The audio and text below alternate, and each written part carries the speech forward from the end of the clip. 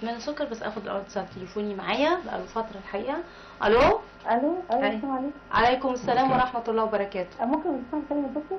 طبعا. سؤالك ايه؟ اتفضلي. حضرتك انا بقالي 4 شهور بتعالج من ظهري. رحت لدكتور بطنه وجلديه، ورحت لدكتور عظام، رحت لجراحه، ورحت لدكاتره كتير. دلوقتي ظهري عامل زي المسدود، زي الملتهب. معايا حضرتك؟ سامعينك. زي ظهري زي الملتهب جامد، ولو جه عليه حبه ميه وظبط غضنانه من قوه التهابه احس انه بيلسعني. دكتور الجلديه قال لك ايه؟ نعم؟ الجلديه قالوا لك ايه؟ شخصوها ايه؟ في دكتور جلديه قال لي دي ممكن تكون حساسيه ارتكاريه. طيب طبعا انا خدت علاج وكان من دوت حساسيه ارتكاريه، قال لي لا دي مش حساسيه، ده ممكن يكون التهاب داخلي. عملت تحليل طلع ما فيش حاجه في التحاليل. انا طيب. محتاره مش عارفه انا. السؤال الثاني، هو انت الشكوى دي موجوده عندك طول النهار ولا الليل؟ طبعا موجوده، بس لما بتكلم مع اي حد واقعد انسى ممكن التعب. لما بقعد بقى لوحدي احس التعب لما ماسكني جامد قوي في ظهري. طب اكتر في الليل ولا في النهار؟ وانت نايمه ولا انت قاعده؟ لا كله زي بعض. طيب مش عارفه ده يكون مثلا انا كنت في رمضان مؤاخذه جبت جلابيه جديده ولبستها، ممكن تقولي فيها بكتيريا حاجه زي كده. لا استني بس، اما جبتي جلابيه جديده في رمضان لبستيها على طول ولا غسلتيها الاول؟ لا لبستها على طول.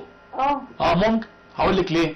المواد المحلات بياخدوا مصانع الملابس بياخدوا القطن ده ويعملوه ملابس ويحطوه عندهم بيخزنوه ويحطوا عليه مواد حافظه، مواد ملمعه، مواد تخليه متنشي كده وماسك نفسه. فحاجات كتير قوي بيحطوها عشان تحافظ على شكلها وتبقى براقه وتحتفظ وما تجيلهاش عبته وما تجيلهاش صراصير والكلام ده. انت ما تلبسي الحاجه من غير غسيل، لا ده خطا، بيعمل مشاكل كتيره جدا، وفعلا ممكن يكون ده من الاسباب. يبقى انت جالك حساسيه من احد المواد الحافظه او المواد الملونه او السبغات تلبسه بيبقى ما بقول لك هي ربطتها. انا بحترم الزبون. هي دلوقتي ربطت فعلا. بصي ربطت المعلومه دي مش هنسيبها، خليك وراها. بتقول لك فعلا انا شاكه، خلاص انا برافو انا هشجعك على الشك ده، خلاص. بتقول لك فعلا طب ما ده سبب منطقي. لبستيها ليه من غير ما غسلتيها؟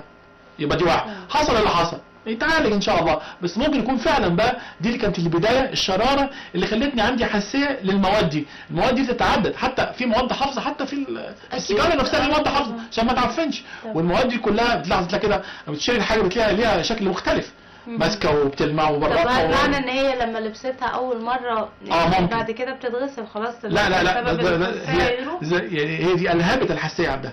خلاص بقى خلاص. ممكن تكون مشتركه مع حاجه ثانيه بقى في الجو في البيت، الله اعلم.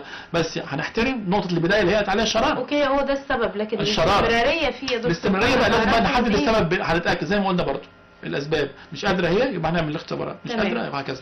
ده اللي احنا بنعمله. مفيش حد بنقول له انت عندك حساسيه واطلع بره ومش هتاخد دواء، مش هديك دواء، مش خد دواء، ما انت خدت ادويه. اوكي لحظه بقى واحده، ليه انت ما بتخفش؟